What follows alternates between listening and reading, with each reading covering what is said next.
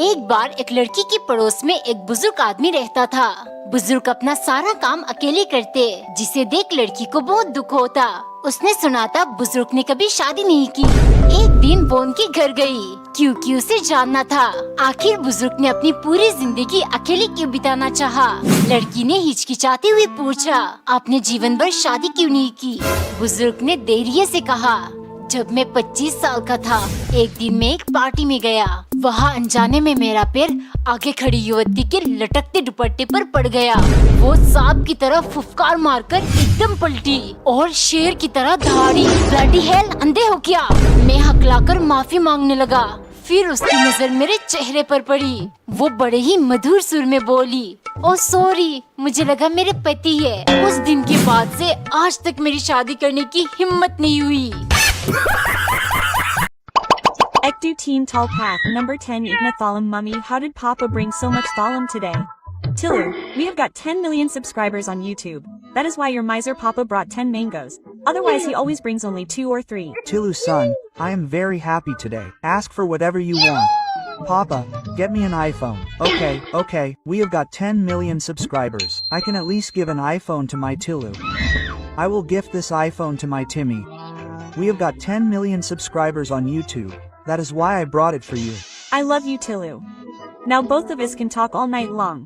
Tilu, tell me son, what do you want? Papa, I want that. Okay, forget it. Take this 10 rupees today to celebrate 10 million. Eat a chocolate.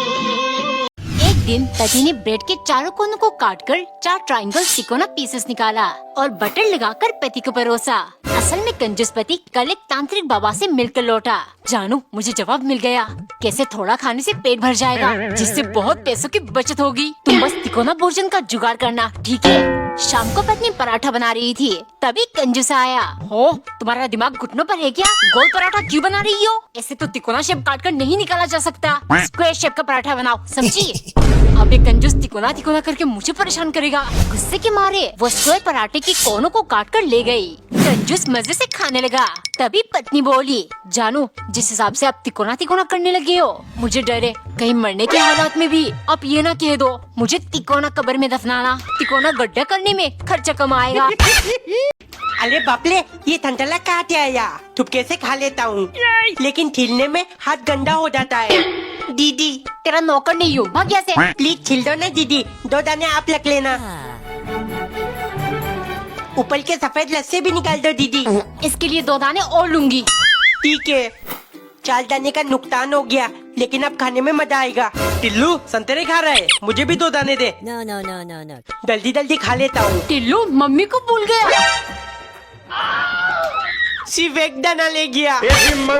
एक दिन नौकरानी ने ढेर सारा pulse candy पिघलाकर उनसे pulse dalgona candy बनाया, क्योंकि आप लोग तो जानती ही हो सन की मालिक स्क्विड गेम के कितने बड़े फैन हैं। सिंपल डलगोना कैंडी खाकर मैं बोर हो गया हूँ। रोज ऐसे ही अलग अलग चीज से बनाना।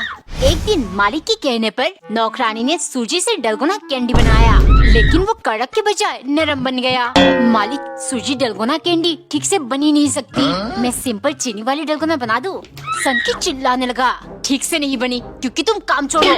लेकिन एक बात जान लो, मुझे कुछ अलग टेस्ट वाली डलगोना ही खाना है, वरना तुम्हें लात मारकर घर से निकाल दूंगा। ये सुन नौकरानी जल्दी से किचन गई और एक स्पेशल चीज मिलाकर स्पेशल डलगोना कैंडी बनाया।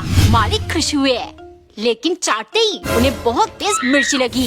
तभी नौकरानी बोली, मालिक, ये है लाल मिर्च डलगोना, जल्दी से शेप अलग करिए, वरना आज पक्का गोली मार के मुंडी में छेद कर दूंगी। एक बार एक अमेरिकन वैज्ञानिक भारत घूमने आई। आगरा की गर्मी से उसे बहुत पसीना आया। फिर उसने एक होटल में जाकर एक ग्लास शिकंजी पिया। उसे बहुत स्वादिष्ट और रिफ्रेशिंग लगा, तो वो एक ग्लास शिकंजी बोतल में भरकर अमेरिका लेकर चली गई। वहाँ अपने बॉस को दिखाकर बोली, सर, ये शिकंजी है। वैसे तो ये नींबू से बनता है, लेकिन पता नहीं इसमें कौन सा मसाला डालते हैं, जिसे पीते ही मूड एकदम ताज़ी और रिफ्रेशिंग हो जाती है। उसकी बकवास सुनकर बॉस ने उसे एक चाटा मारा और अपनी फ्रिज से एक ग्लास जलजीरा निकालकर बोले, 20 साल पहले मैं भारत गया था, वहाँ मुझे कब्ज हो गई थी। फिर ये जलजीरा पीने से मेरा पेट एकदम साफ हो गया था। मालूम नहीं इसमें भी कुछ मसाले डालते हैं, आज तक पता नहीं लगा पाया। और तू कमीनी यहाँ एक और समस्या ले आई। एक सुबह एक औरत तैयार हो रही थी। पति उसे देखकर बोला, मुझे लगा चांद सिर्फ रात को निकलता है। नाश्ते में पत्नी ने उसका फेवरेट चावल का पीठा बनाया। पीठा देख पति बोला, इनकी खुशबू तो बहुत अच्छी आ रही है, लेकिन तुम्हारे महक के आगे कुछ भी नहीं। पत्नी मुस्कुराकर बोली, अच्छा जी, आप तो दिन ब दिन रोमांटिक होते जा रहे हो। दोपहर को उसकी सहेली का फोन आया। यार, मेरे हस्बैंड कुछ दिनों से मुझे ज्यादा ही कॉम्प्लीमेंट कर रहे थे। मैं समझ गई दाल में कुछ काला है और अब उनकी एक अफेयर के बारे में मालूम चला। ये सुन पत्नी के होश उड़ गए। उसे अपने पति पर शक होने लगा। शाम को जब पति आया, वो बहुत परेशान लग रही थी। ये देख पति बोला, टेंशन से चेहरे पर पिंपल आ जाती है, लेकिन तुम पिंपल्स और डिम्पल्स में और भी क्यूट लगोगी।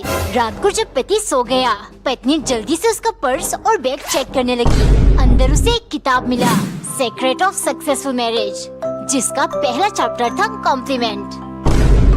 एक सुबह एक औरत अंडे बना रही थी, तभी दरवाजे की घंटी बजी। बाहर उनके लखनऊई दमाद महीने में दूसरी बार पधार चुके थे। सास ने उन्हें खाने में अंडे परोसे। अंडे देख वो सोचने लगे, कल तो सासू माँ बिरयानी खिलाएगी। दूसरे दिन सास ने फिर से अंडे परोसा। ये देख वो निराश हो गए, लेकिन उसने चुपचाप खा लिया। तीसरे दिन दमाद आंखें बंद करके खाने बैठ गया, क्योंकि उसे उम्मीद थी कि आज तो कुछ लजीज खाने को मिलेगा। लेकिन उसकी आशाओं पे पानी फिर गया जब सास ने तीसरी दफा अंडे परोसा। पहले तो वो अंडों को घूरता रहा, फिर बोला, अम्मी जान, ये अंडे तो अपनी जगह ठीक है, पर इनके वालिद कहाँ है? कभी उनसे भी मुलाकात करवाइए।